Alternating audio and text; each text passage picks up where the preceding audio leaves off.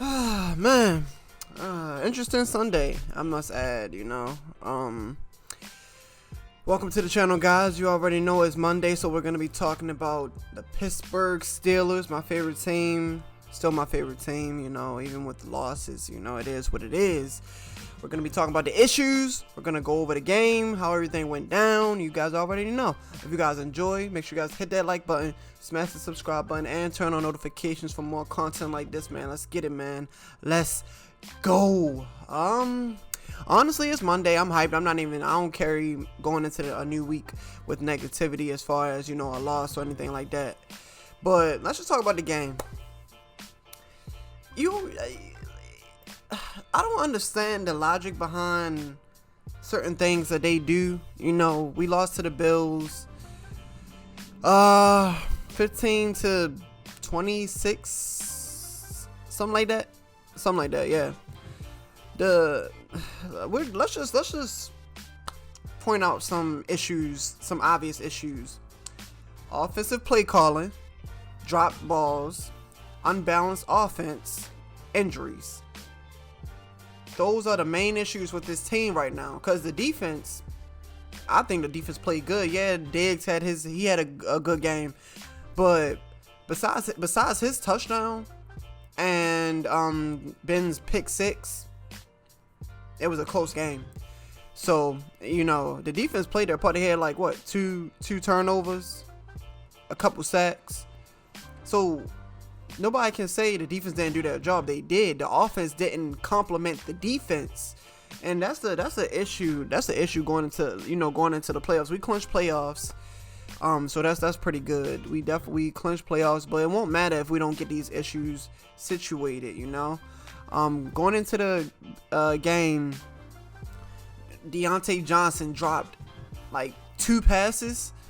Literally going to the start of the game. That's why we went 3-and-out that first drive, because of the drop passes. So that was an issue. I really don't understand that. I guess I'm not in their shoes, so I don't know. But I've played football in high school, and I played football. Excuse me, catching passes, with friends and stuff like that. So I understand the drops, but how are they this consistent? Now, with this offense, it's a yards after catch offense, basically. If you don't do that, then you don't succeed, right? So, when you're a wide receiver, because I played wide receiver too, when you're a wide receiver and and your offense is based off of yards after the catch, when it's based off of that, you as a wide receiver is thinking, okay, once I catch this ball, I gotta get my head around, make sure I know what I'm doing to get them yards, right? So the problem with our wide receivers are they have been coached to focus on the run after the catch. They haven't been coached. Yeah, Mike Tomlin be like, the standard is a standard. Right, but you still have to coach them to catch the ball first, then run. Yeah, it should be obvious, but when you focus on, in practice, when you focus on getting those yards after catch, that's what's gonna be in their mind, is getting those yards, right? So that's probably because they can catch the ball, bro. These guys are professionals. They can catch the ball. So I don't know. They won't have. That's a mental thing at this point, because they have the talent to do it. So they benched Deontay for a couple minutes, one drive or 2 drives maybe. And it's funny though, when he was out, we scored with James Washington. Not saying that we need Deontay, that's just how it is, but we scored with James, on the field. So this is what they did, and this goes into the next topic of wrong personnel. They ran, and we'll get into the running game in a little bit. They ran Juju, Deontay, James. They took Claypool out. But the success came when you also had Claypool in the game. I understand why they put not Deontay. I understand why they put James in the game. But y'all put him in the game because of Deontay and his drops. Not Claypool. Claypool had a couple catches. So I'm just trying to wrap my mind around, and this actually goes into an interception later on in the game where it should have been Claypool running that route, but he wasn't. They took him out and put James in. But we'll talk about that later, man. We'll talk about it in a little bit. So the wrong personnel group. We had success when it was Deontay, Juju, Clay. That's where the success came from. Now all of a sudden you want to add James in there. Yeah, he's been scoring. He's been getting a touchdown. The games he's been in. Cool, that's fine. I'm not saying it's a bad idea. I'm just saying for that personnel group, when you have a different personnel group, the plays should change. That's just how it's supposed to be, right? You would think. But with this, our offensive coordinator, he's so old-fashioned. He think okay, this game plan will work. That dink and dunk stuff does not work, man. It works until people catch up with it. All you have to do to stop those short passes, play man and press up. And now they can cheat. Like, defenses can look at the quarterback because they're only doing short passes. So now they can, you got to be able to keep the defense honest. You got to make them not be able to cheat as far as, because I used to play corner too. So if I know they're going to do a short pass, I can keep my eye on the quarterback and I can still play man because they're not going to go deep, right? So that goes into wrong personnel because they're not with James, with Deontay and Juju. You know, none of those players are gonna go deep. They don't got the speed for it. Juju is not really a possession catcher, but he is. Deontay is a playmaker, but he's a yak kind of guy. He's not a deep person. James, he can do post route. He can go deep. But really, he does not have the height for it. He just got like long arms. The deep pass is for Claypool. It's for Chase, because he's tall. You know, he can go up for it. That's the point. But when you don't have him in, when you don't have tall people in the game with his height, you know they're not going to go deep. You know it's going to be either a run or a short pass. So that's why I said the wrong personnel. That's a problem. That's a problem. Now let's get into another problem. Unbalanced offense. That goes. We fired our offensive line. Well, we didn't fire him. Well, he signed with another team in Denver, the Broncos, because it was convenient for him and his family. Respectable. So kudos to him. But so we let him go, our offensive line coach. The line does not know how to block for the run. They know how to block for the pass, but not for the run. And that's why we're unsuccessful running the ball. Along with our running backs are just not that good, you know. But it's a combination. You know, they run to the, you know, it's a run play. They run to the line. They get stuffed because the line is not blocking. So it's a combination of things of why that's the problem. And another problem is we don't commit to that. If the run gets stopped a couple times, we're not running the ball no more. You know, they'll throw the whole game if they have to, but that's not gonna win you the football game when you only do short routes. You need some deep passes in there. I don't care what nobody say. You need deep passes in that playbook. It's like they're not even in there. It's predictable. It's very predictable. If you, like I said, if you're a corner and you know they're gonna do a short route, all right, I'm gonna keep my eye on that quarterback. That's exactly why Ben threw a pick six, because the corner had his eyes already on Ben. They knew it was gonna be a short route. I don't understand how they don't and then they didn't even make any halftime adjustments. The Bills did. They adjusted to what our defense was doing, but us, we ain't make no adjustments. We ain't make no adjustments. Nope. And that's bad coaching. That's bad coaching. Because I can honestly say, I mean, we had problems with the drops at the beginning of the game, but they weren't dropping nothing later on. At the end of the day, when you go 3 and out so much, the defense is gonna get tired. You know, they're bound to get tired. There's already a lot of injuries. We have a lot of injuries in these past 12 days that has destroyed the defense. But not really, but it has. And you will get tired, right? When your defense already has a bunch of injuries and your offense keeps going 3 and out, that's what's gonna happen. You know, that's why Diggs was able to get all those catches. Bro, they 3 and out, defense come on, they stop them. Offense get back on the field, another 3 and out. So now they got to come back out there. They don't get no rest. That's why, along with we had to play 3 games in 12 days. And too many 3 and outs, that's exactly why the defense gets tired, and that's why more injuries happen.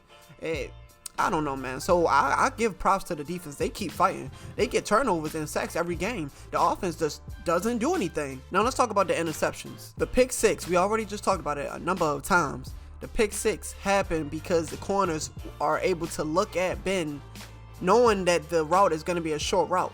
The play is for, a short play to happen. So they can look at the quarterback, and that's an easy pick 6. Ben shouldn't have thrown that ball. It was right by halftime was coming up, so it kind of changed the momentum of the game. And that kind of just, that after that, we didn't make any adjustments. So it just transpired that way. We literally were up 2-0 with the turnover margin. We got 2 picks from Josh Allen. Cool. We got a couple sacks, but then going into the half, a pick 6, and in the second half, another pick. You won't win that way when your offense doesn't score at all. Literally, James Washington had a touchdown.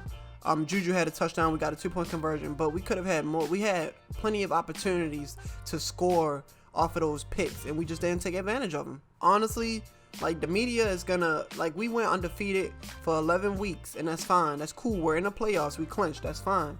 But the problem is this offense.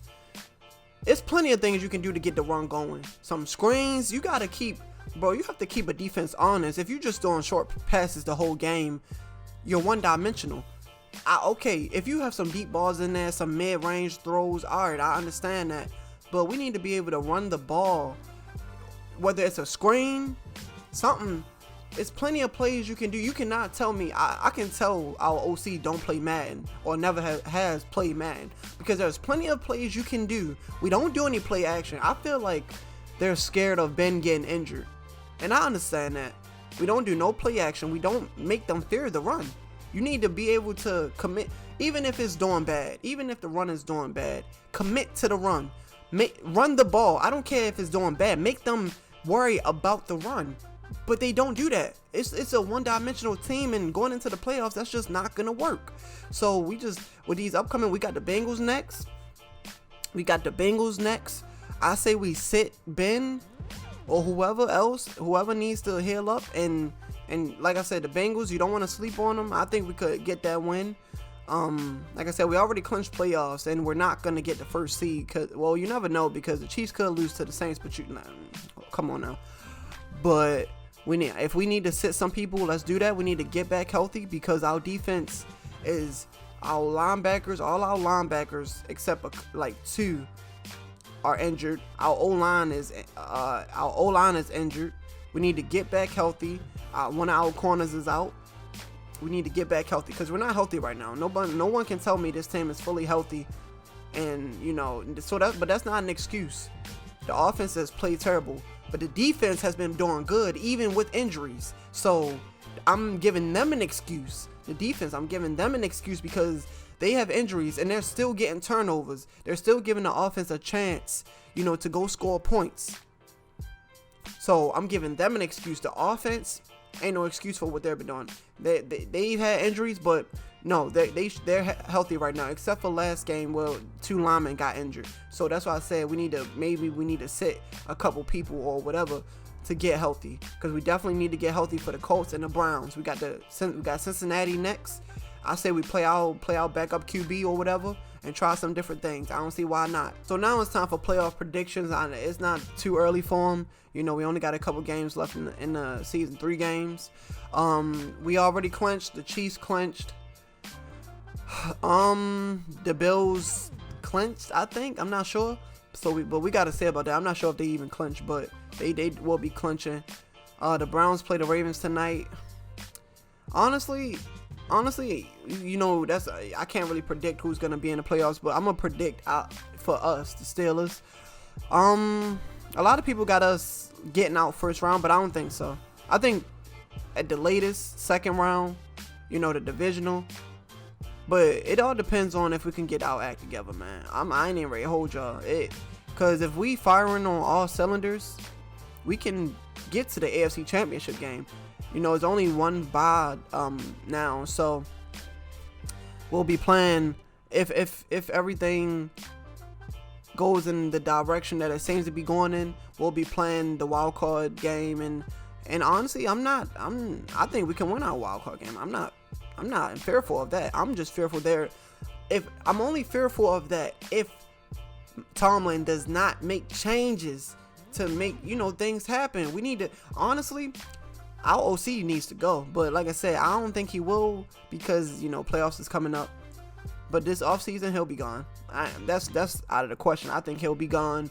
We need to draft a running back. We need to draft some O-linemen. The defense is good, but we probably going to have to draft some people to replace people that won't get re-signed, obviously. But that OC needs to go. The defense has been lights out. It is what it is. You know, they just don't get no rest. Three games in 12 days, injuries, no rest on the field because the offense go 3 and out every drive. So, you know, I think we can go far in the playoffs. But the Chiefs, they're looking unstoppable right now. But I still have faith in my team, so it is what it is. I think we can give the Chiefs a run for their money. But I'm not even focusing on the Chiefs though. Everybody wants to say, you know, the Chiefs versus the Steelers. I feel you on that. But we got the wild card game, got the divisional game. Come on. And honestly, the Chiefs and the Steelers wouldn't even see each other till probably the AFC Championship game. So you got to take it one game at a time. Worry about the wild card game. I'm only focused on who we will play in the wild card. That's all I'm focused on. I'm not focusing on nothing else. I'm not even focused on the Chiefs, you know, except for that 1 seed. But, you know, but if they lose, I don't know. If they were to lose next week and we win and we have a chance to get to 1, but I doubt it. The Chiefs are going to win at least 2 more games. It is what it is. But yeah, guys, that's my reaction to the Steelers versus the Bills. If you guys enjoy, make sure you guys hit that like button, smash the subscribe button, and turn on notifications for more content like this, man. I'm out. Peace.